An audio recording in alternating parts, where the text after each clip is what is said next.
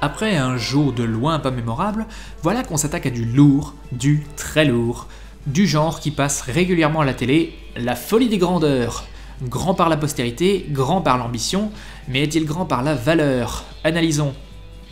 Don Salluste est l'impitoyable ministre des Finances de la couronne d'Espagne lors des années 1700. Il est assisté dans sa basse besogne par son laquais Blase, joué par Yves Montand. N'ayant que pour seule idée de monter sur le trône, Salluste est bien vite humilié et destitué, alors il décide de se venger. Méticuleux préparateur, sa conspiration prendra compte de tout, du faible de Blase pour la reine à son neveu César, brigand de grand chemin. Blase, quant à lui, sauve in extremis le roi d'un attentat et devient ministre à la place de Salluste, déclenchant sans le savoir le sombre plan machiavélique de ce dernier. Mais porteront-ils seulement leurs fruits? Commençons par les petites critiques.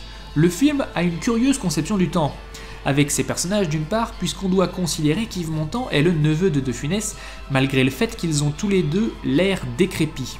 Sans compter la vieille, qui certes est plus vieille que Montand en termes d'âge, mais pour 55 ans, elle fait plutôt bien conserver, je trouve. Dans son implémentation, le film aime sauter de quelques mois sans prévenir, et certains passages en deviennent confus. Voilà, c'était pour les petites critiques. En dehors de ça, le film, qui, contrairement à ce que sa bande originale laisse penser, n'est pas un western, est une petite bouffée de fraîcheur portée par un duo De Funès-Montand aussi efficace que friable. Je m'explique. De tous les acteurs existants, celui que je vois le moins en duo avec De Funès, c'est bien Yves Montand. Bon, d'accord, et aussi Adèle Exarchopoulos. Et pourtant, ça fonctionne dans une espèce de Laurel et Hardy. Yves Montand, le grand naïf, contraste à merveille avec De Funès, le petit teigneux conspirateur. Ceci dit, le film n'a pas peur de les séparer.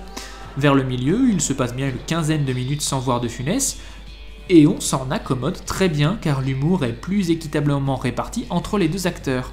En guise de résultat, les personnages sont aboutis. Le tout agrémenté de gags visuels et de déguisements tout à fait désopilants. Rajoutez à cela une action incroyablement bien chorégraphiée et on tire un film de grande envergure, malgré ses petits défauts de ça de là. À part Montand et De Funès, vous ne reconnaîtrez sûrement pas grand monde.